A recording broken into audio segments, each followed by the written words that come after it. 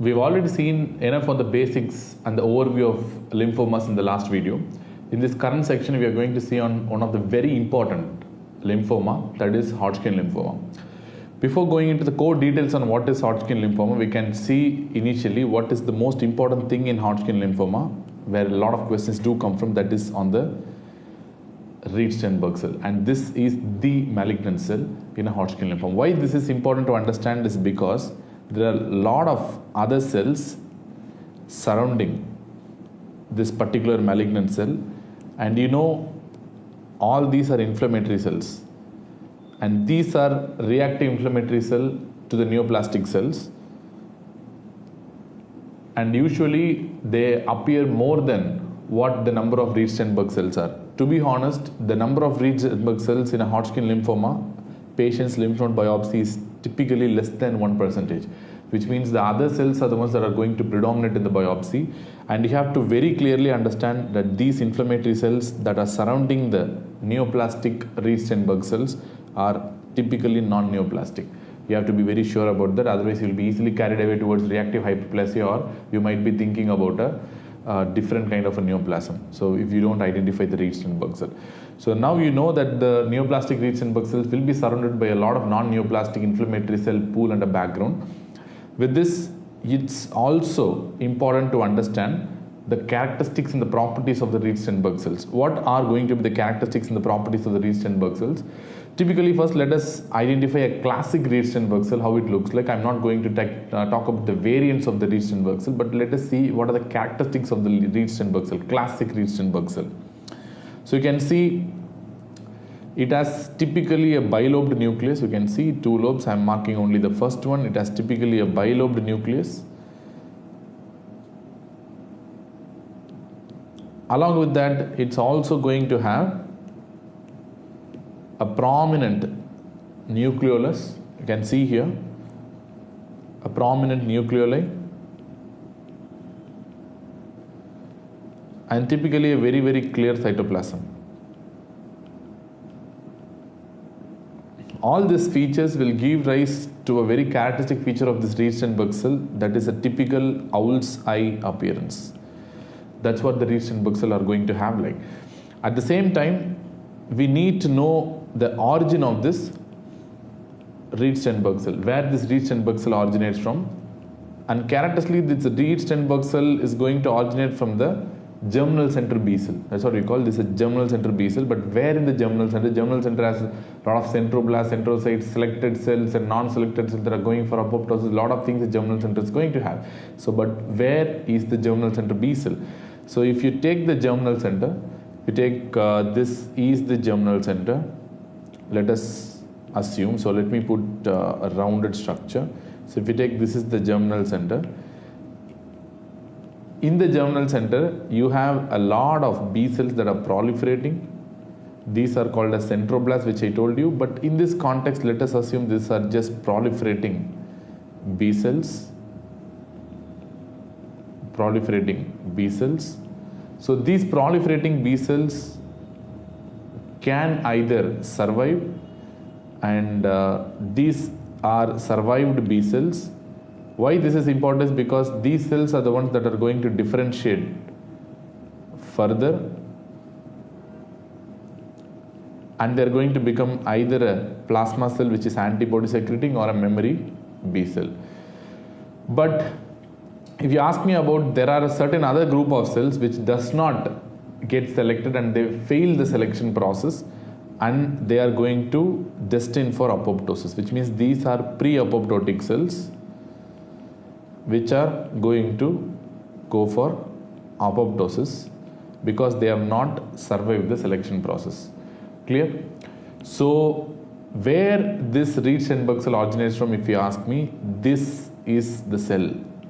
So from this is where your classic Reed-Steinberg cell originates from. So for example, in a classic Hodgkin lymphoma, your Reed-Steinberg cell originates from this pre-apoptotic, like germinal center B cell, which is actually, in many books they call that as a crippled B cell, because it is something which does not have a surface immunoglobulin, and which is something is not going to have any of the like functionality. So that is why this is also referred to as something called a crippled B cell or a pre-apoptotic B cell. On the other hand, this survived B cell may give rise to a second type of a Hodgkin lymphoma, that is called a nodular lymphocyte predominant type of Hodgkin lymphoma, which I have not discussed right now, which we'll discuss later in the same video, but later on, where we'll be discussing on the differences between the classic Hodgkin lymphoma and the nodular lymphocyte predominant type of Hodgkin lymphoma, which are two major types of a Hodgkin lymphoma. So now, how will you know it's a germinal center B cell? I told you very clearly it is originating from the germinal center B cell. How will you know that? Because studies have shown that these B cells are PAX5 positive and these cells are BSAP positive, which means these are characteristic features of a germinal center B cell, and that is why we concretely tell there's a lot of evidence that this Reed-Sternberg cell is originating from a germinal center portion only. So these are some of the important things about understanding and knowing what is a Reed-Sternberg cell. A lot of variants of Reed-Sternberg cell are there. For example, this is one of the variants of Reed-Sternberg cell. Here it is mentioning Hodgkin cell. It is nothing but a mononuclear Reed-Sternberg cell. Mononuclear Reed-Sternberg cell. Similarly, you have a lot of other types of Reed-Sternberg cell also, which we'll be discussing. For example, you have a lacunar type of Reed-Sternberg cell, which is all seen in, but this what you are seeing here is not a lacunar type of Reed-Sternberg. This is a mononuclear type of Reed-Sternberg cell, which is otherwise aka also called as Hodgkin cell. And you have a lacunar type of Reed-Sternberg cell also, which is not shown in the picture. At the same time, if you ask me this nodular lymphocyte predominant type of Hodgkin lymphoma, this actually do not have Reed-Sternberg cell. In fact, this is going to have something called popcorn-like lymphohistiocytes, and these are not a true Reed-Sternberg cell. Even though many textbooks give popcorn RS cells, it's not the same. These are generally Reed-Sternberg cell negative, and they have a different type of neoplastic cell called popcorn type of cells. They are just called popcorn lymphohistiocytes. So let us see the areas where you can see Reed-Sternberg like cells. That is also very important. So you don't see a true Reed-Sternberg cell, but you can see a Reed-Sternberg like cell. Where is that? So number one, Reed-Sternberg like cells can be seen in a patient who is suffering from a primary mediastinal B cell lymphoma. Primary mediastinal B cell lymphoma. It can also be seen in a patient who is suffering from an angioimmunoblastic T cell lymphoma. Angioimmunoblastic T cell lymphoma, and it can also be seen in a patient who is suffering from EBV associated mucocutaneous ulcers. EBV associated mucocutaneous ulcers. So these are the areas where you are going to see Reed-Sternberg like cells and Reed-Sternberg like appearance. So these are some of the areas which are very important for the exams. At the same time, what you have to also know is the epidemiology and the pathophysiology of Hodgkin lymphoma. Epidemiology wise, if you ask me, the age is approximately 30 years of age. This is the time where you get the maximum number of cases pooling, like in your routine hematology practice about Hodgkin lymphoma. Even though the distribution is typically bimodal as given by many textbooks, the first peak is around 15 to 35 years of age, and the second peak you will see after 50 years of age. And this is a male dominant disease where the male-female ratio is approximately 2:1. So this is also very important to understand. And finally, if you ask me about the risk factors of the Hodgkin lymphoma, risk factors, typically the most important risk factor is Epstein-Barr virus, and the second important risk factor is the HIV, immunosuppressive, any immunosuppressive, especially HIV. These are the two most important risk factors for developing a Hodgkin disease. Now let us move on silently to the clinical features. What are the clinical features you're going to encounter? Clinical features, number one feature is always the lymphadenopathy that you're going to encounter, which is the most important part in any lymphoma patient, here in Hodgkin lymphoma as well. And what are the characteristic features of this lymphadenopathy? Number one, it will be very superficial lymphadenopathy.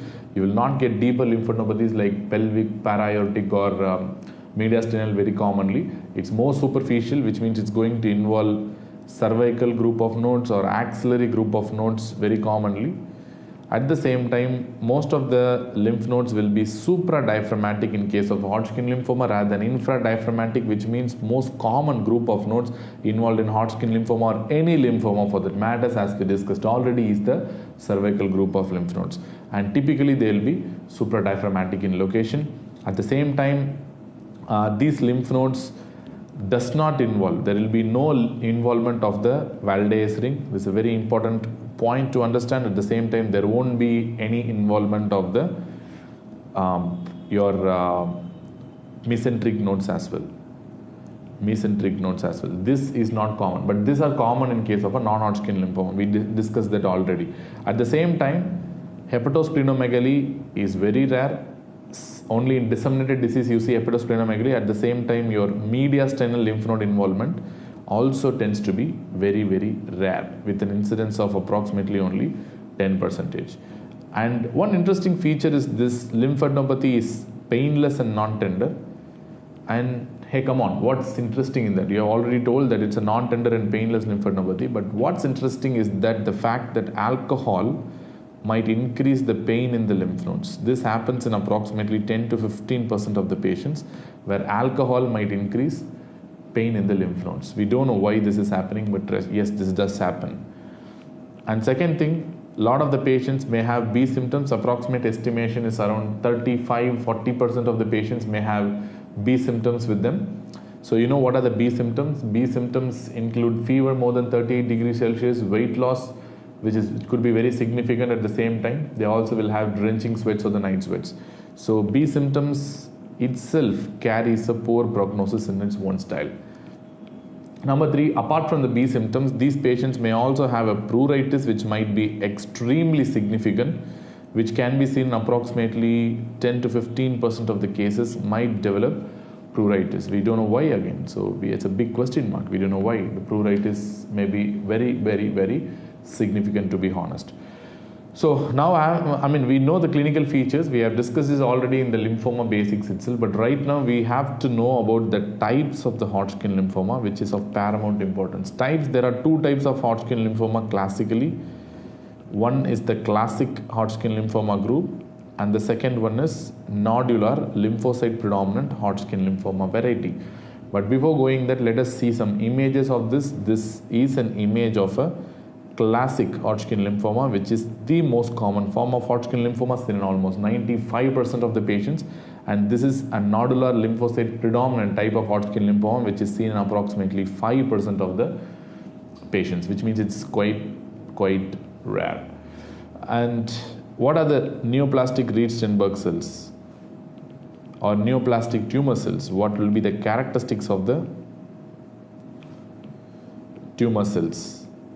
So you can see this is the classic Reed-Steinberg cell. This is actually a classic Reed-Steinberg cell, that what you see with the typical owl's eye appearance, with a clear cytoplasm and like bilobe nucleus, and they're having a prominent nucleolus. So this is a very, very, very typical Reed-Steinberg cell with a classic owl's eye appearance. You can see surrounding a lot of inflammatory infiltrate, which might be typically pleomorphic. This inflammatory infiltrate is also important. The nature of this inflammatory infiltrate is also important. Typically tends to be pleomorphic in case of a classic Hodgkin disease, where it will be a mixture of a lot of cells, including plasma cells. It could be lymphocytes, it could be histiocytes, it could be even your eosinophils as well. So it's a completely pleomorphic picture that you're going to see. Similarly, here in nodular lymphocyte predominant, it is not going to have the characteristic Reed-Steinberg cell, which means you can even call the Reed-Steinberg cell negative variant, this nodular lymphocyte predominant. Instead, you see a classic type of cell called a popcorn cell. These are again a crippled B cell. This is a popcorn cell, that's what you see. This popcorn cell are otherwise referred to as something called lymphohistiocytes or lymphohistiocytic popcorn cells. These are nothing but lymphohistiocytes, that's what you see. And again here also you will see this inflammatory infiltrate, but it is not that pleomorphic as that what is in a classic Hodgkin disease. Instead, this will contain more of lymphocytes with a little of histiocytes. It means predominantly it will be lymphocyte. That's why the name says it is a nodular lymphocyte predominant cases. And one small and subtle difference is I told you lymphocytes can be seen in both, but nodular lymphocyte predominant is not pleomorphic. It does not contain a lot of cells. It contains predominantly lymphocytes as a major reactive background. But here this one more some small difference is that lymphocytes are more of T lymphocytes than B lymphocytes, whereas here it's going to be more of B lymphocytes than T lymphocytes. This is a very, very subtle difference that you might be needing to know. And what are the IHC markers? What are the CD markers that are important to understand? Remember, classic disease is always CD1530 positive, whereas your NLP cases will be CD1530 negative. CD1530 negative, and these are CD45 negative, whereas NLP cases are CD45 positive, and these are typically CD1920 negative, and these are typically CD1920 positive. So these are the three most important features, the most important of all being the CD15 and 30 positivity. Apart from that, you can see a lot of other markers. For example, this is said to be EMA negative, epithelial membrane antigen, whereas your NLP cases are said to be EMA positive, and typically this is said to be BCL6 negative. Even if it is positive, it will be seen in less than 10% of the cases, but generally we can say it is BCL6 negative, whereas your NLP cases usually, like almost all of the cells will be BCL6 positive staining.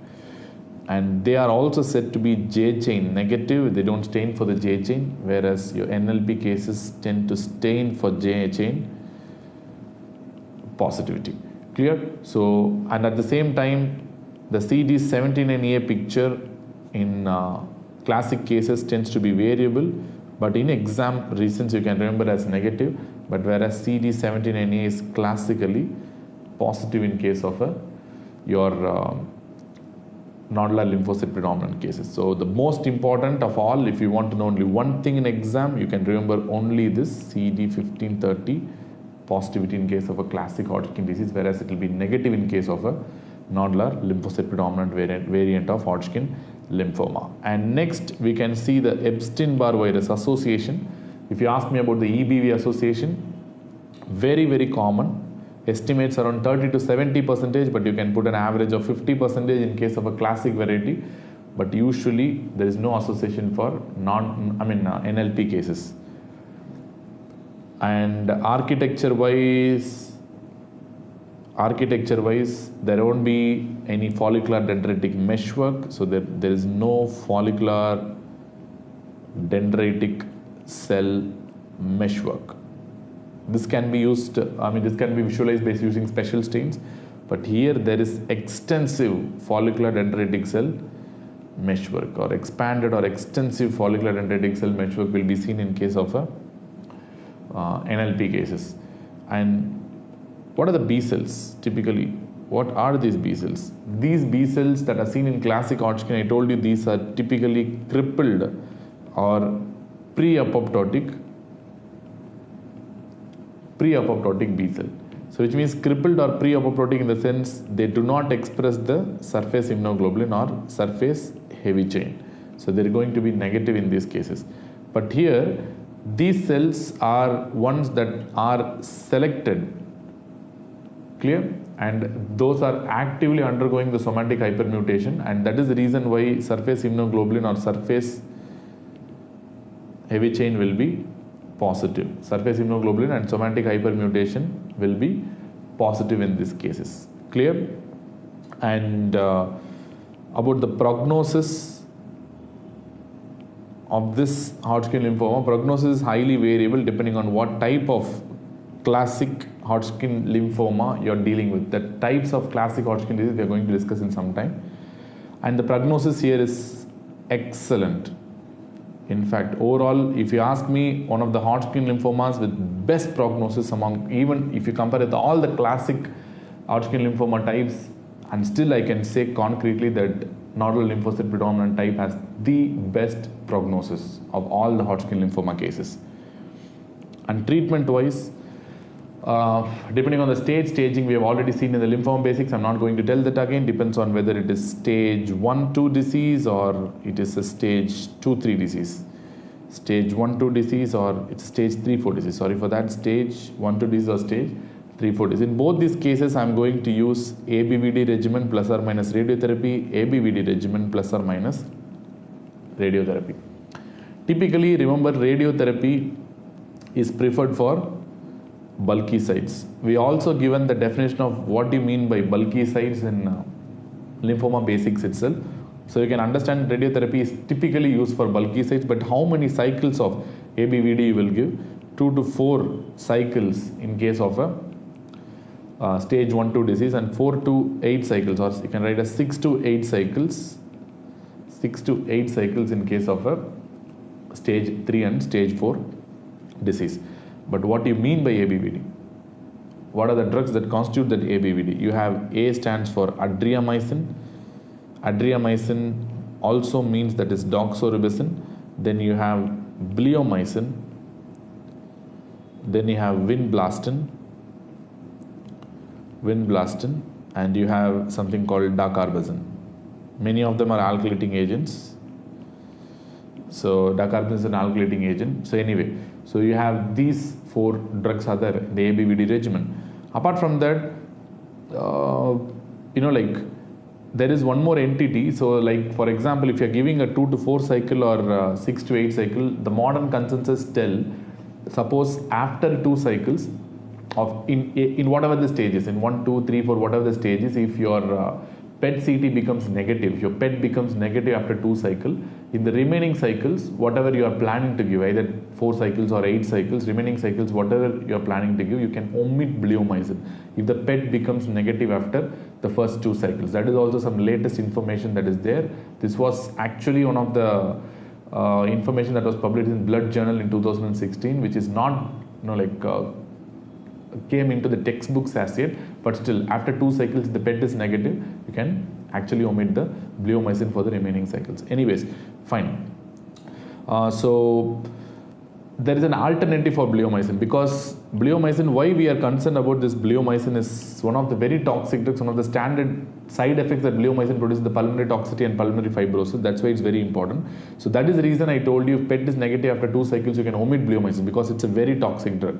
So but latest advances tell that instead of bleomycin, suppose if you don't want to give bleomycin because of toxicity, so you can consider an alternative drug called brentuximab vedotin, or simply you can call it as brentuximab, which is nothing but an anti-CD30.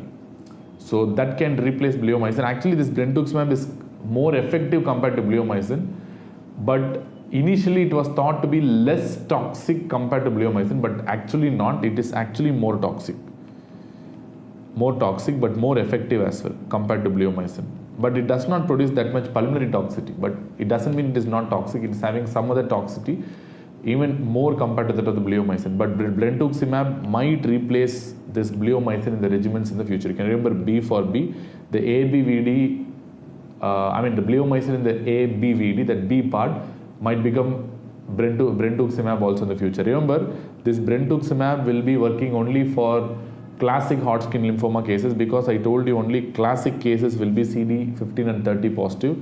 It will not work for NLP cases, because NLP cases are CD30 negative. You have to be very careful about that. Brentuximab is only for classic Hodgkin lymphoma patients.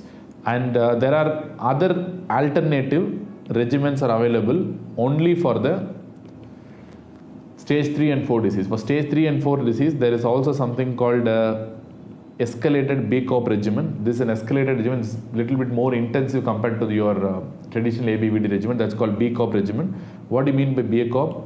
B stands for bleomycin, and A stands for adriamycin, which means it's also going to become your doxorubicin only. But other things are a little bit different. E stands for etoposide, and C stands for cyclophosphamide, and O stands for oncovin. The moment you call oncovin in cancer, it always means vincristine. and P stands for procarbazine. This is instead of dacarbazine in the ABVD regimen, and P stands for prednisolone. Prednisolone. This also is an alternative regimen. Again, this is more toxicity. Alternative regimen, but it is little bit relatively more toxicity compared to the original ABVD regimen. So this is what you're going to do. This is called escalated BCOP regimen. It's an alternative for ABVD regimen for stage 3-4 disease only. Suppose if the disease is refractory or the disease is relapsed, what you will do? Refractory or relapsed disease. So ideally what options they have is something called a salvage chemotherapy. Once you give a salvage chemotherapy, you can even go for an autologous hematopoietic stem cell transplant with addition of radiotherapy for bulky disease as usual. But this is a very important part of the treatment, that is called autologous stem cell transplant. Or you can try brentuximab also, but this has to be tried in post hematopoietic stem cell transplant cases. Post HSCT cases you can try brentuximab also. Other drugs that has been approved is the checkpoint inhibitors like PD1, PD ligand 1 blockers. Like you have something called a pembrolizumab or a nivolumab, for which we'll be discussing separately on what you mean by a cancer immunotherapy. There is a separate entity called cancer immunotherapy, which we'll discuss later on. Anyway, these are some of the important things that you have to understand. So these are some of the drugs that are available for a relapsed or refractory classic Hodgkin disease. But what will you do for your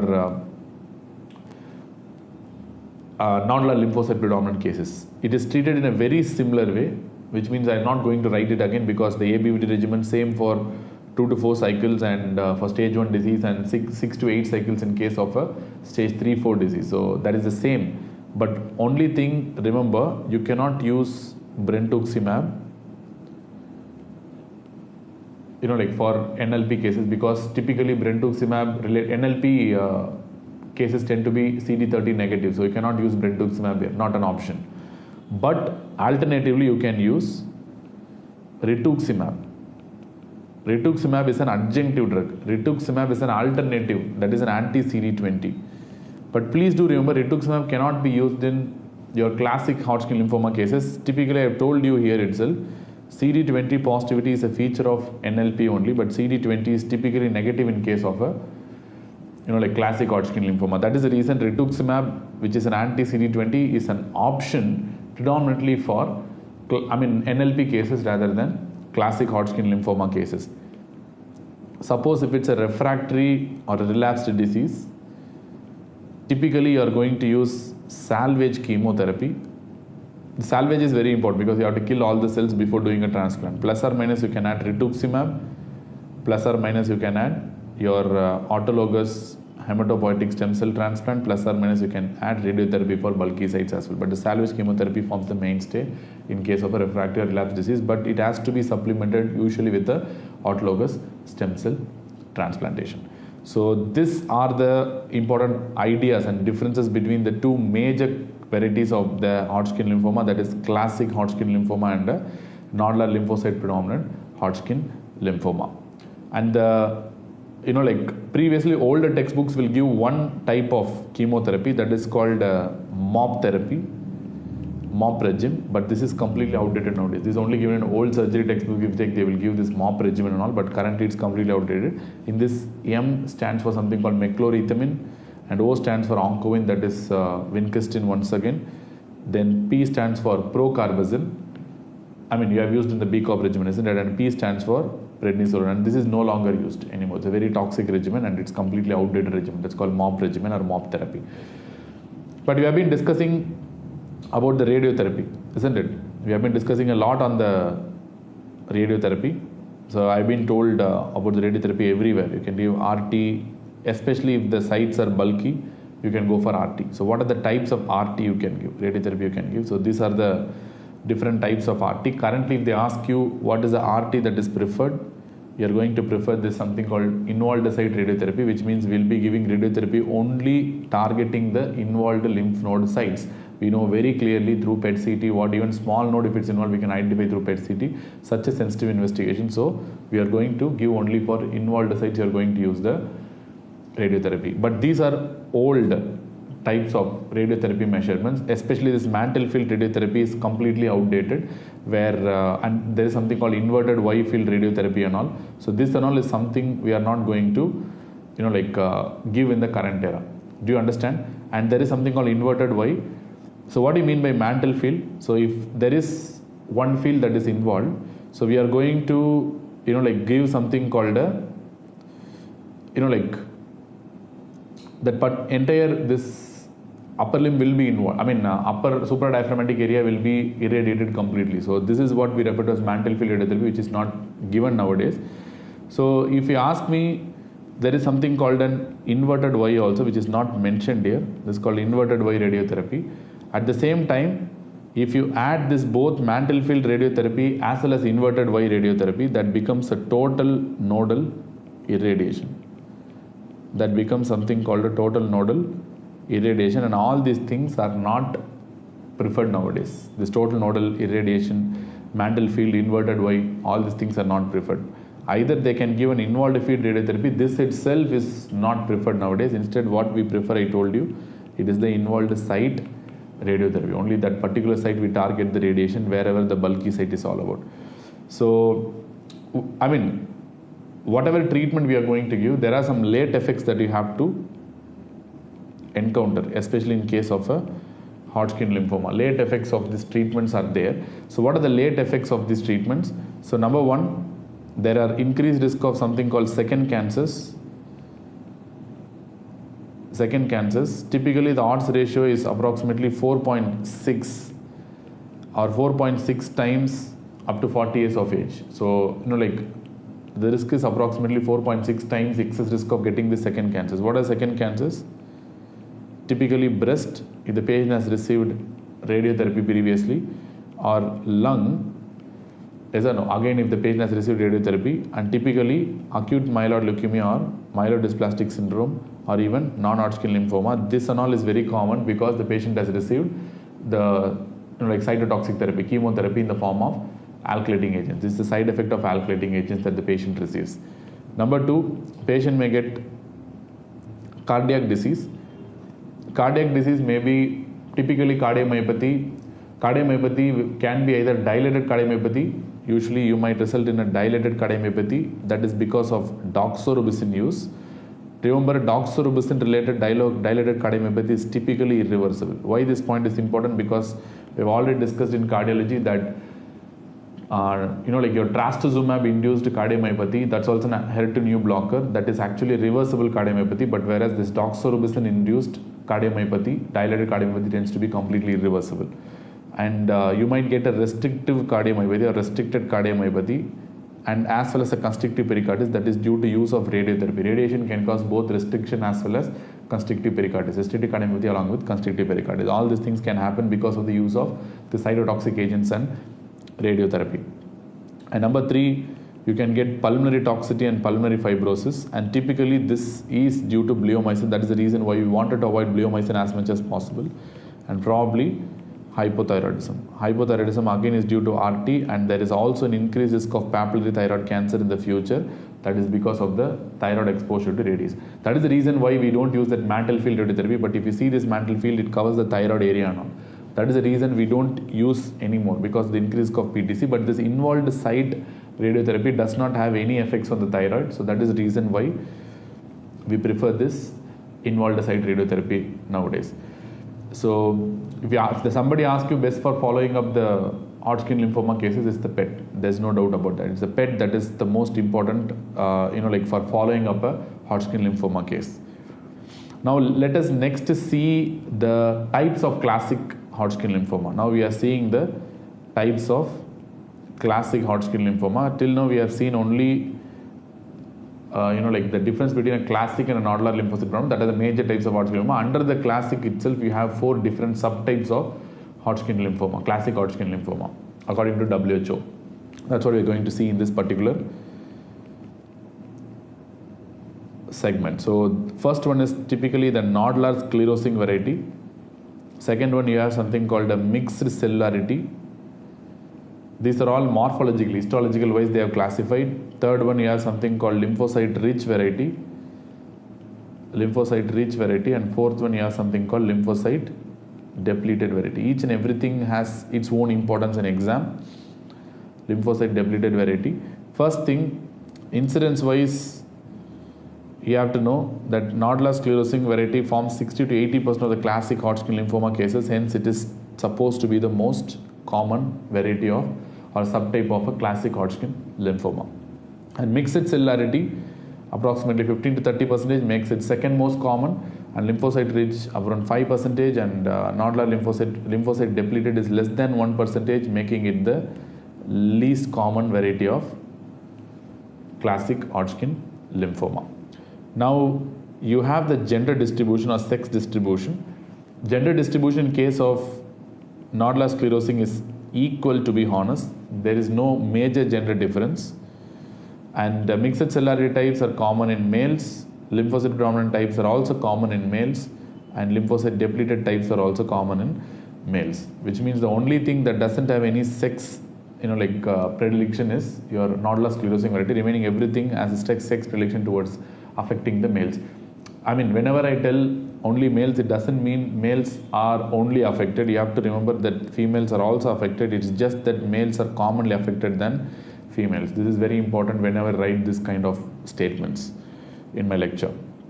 So then what are the features of this different types? Features, if you ask me, most of them will be young adults. Clear? Most of them tends to be very young adults, around 20s and 30s, and frequent mediastinal lymphadenopathy. Even though mediastinal lymphadenopathy is not common in Hodgkin lymphoma, but this particular nodular sclerosing variety has a more incidence. I'm not telling it's the norm in a nodular sclerosing variety. It happens with a relatively more frequency in nodular sclerosing variety. That is called frequent mediastinal lymphadenopathy. Along with that, many of the cases will be presenting at stage 1 to a diagnosis. Typical type of lacunar cells you are going to get is, typical type of Reed-Steinberg cell you are going to get is a variant of Reed-Steinberg cell called lacunar type of Reed-Steinberg cells here. And finally, this in histology is characterized by presence of dense collagenous bands. This presence of this dense collagenous bands is the characteristic thing that separates out and stands out from the other varieties, and that is the reason why it is called as nodular sclerosing itself in the first place. Clear? And this dense collagenous bands separate and form a nodular-like appearance. These collagenous bands are striking and characteristic in HPE appearance. And second thing, mixed cellularity typically seen in older population. There is a very striking EBV association of approximately 70% of the patients, which is making this type of Hodgkin lymphoma, that is classic Hodgkin lymphoma, the maximum association with Epstein-Barr virus, 70% association. Then almost 50% of the patients will be at stage 3-4 at diagnosis. This is in again stark contrast with your nodular sclerosing variety, where only a majority of the patients will be coming at stage 1-2 at diagnosis, but here most of them will be at stage 3-4 at diagnosis. And typically this is the one that has the characteristic pleomorphic background. Pleomorphic in the sense they will be having a lot of this eosinophils, pleomorphism. That background inflammatory infiltrate is maximally pleomorphic in case of mixed cellularity. That itself is the name tells it's a mixed cellularity. That is the reason we are telling that. Then what do you mean by lymphocyte rich? Lymphocyte rich, again certain important characteristic features are there. Usually mediastinal lymphadenopathy is quite rare and extremely uncommon in case of a your lymphocyte rich type. And EBV association is still there, but approximately 40% of the cases, which means it's not that much associated. Still the maximum EBV association is for your mixed cellularity variety only. And how will you diagnose this? Predominantly you will be having a lot of lymphocytes. That is why this is called a lymphocyte rich variety, which means background will be full of lymphocytes, plus there will be distortion, and very importantly there will be distortion of the lymph node architecture. And this is not a common, special or specific entity for any lymphoma. A particular Hodgkin or this particular variety. This distortion of the lymph node architecture is a feature of any lymphoma, because that is any malignancy distorts the architecture in the local area. They don't respect the culture, they don't respect the ethics over there, and they distort the entire architecture of that particular area. So, and again, these are all textbook words, that's all. So again, they will be having high lymphocytes, and median cell lymphadenopathy is very common in this particular group. And typically, lymphocyte poor or lymphocyte depleted types typically happen in older people, and they have diffuse fibrosis, not collagenous bands and forming nodules. Typically, they will have diffuse fibrosis, and they will have disseminated disease at diagnosis, which means stage 4 usually, most of the times, disseminated at diagnosis most of the times. And this is the one that is going to have maximum number of Reed-Steinberg cells. Highest number of Reed-Steinberg cells and maximum number of Reed-Steinberg cells you are going to see in this kind of particular variety only. And you can tell very important point that is having the maximum HIV association as well. In HIV, the most common type of classic Hodgkin lymphoma is lymphocyte depleted variety, and it is having the highest association with human immunodeficiency virus. So these are some of the very important points. At the same time, if you ask me about the prognosis of each and everything, reasonably good prognosis, and lymphocyte rich, again reasonably good prognosis. Mixed cellularity variety has intermediate prognosis, and this one is going to have the worst prognosis. The overall worst to worst and the baddest prognosis is on lymphocyte depleted variety only. I told you the overall good prognosis is for nodular sclerosing variety, which I have discussed already. So in summary, let us recap some of the facts on Hodgkin lymphoma. Remember, the best prognosis of Hodgkin lymphoma, I told you it is for nodular lymphocyte predominant, followed by nodular sclerosing variety, followed by lymphocyte, making input, followed by, more than or equal to. So lymphocyte rich variety. So nodular lymphocyte predominant gets the medal. So he is the one that is going to have the best prognosis. And the one that is having the worst prognosis, the prize goes to your lymphocyte depleted forms. There is no doubt about that. And the most common form overall, if you ask me, it is the classic variety. In the classic, the most common is going to be the nodular sclerosing variety. Clear? And the maximum EBV association is for mixed cellularity, and the price for maximum HIV association is for lymphocyte depleted variety. And finally, the overall cure rate of an Hodgkin lymphoma is approximately 85%. So this is the overall cure rate for a Hodgkin lymphoma. And prognosis wise, you have something called international prognostic scoring, that's called IPS scoring.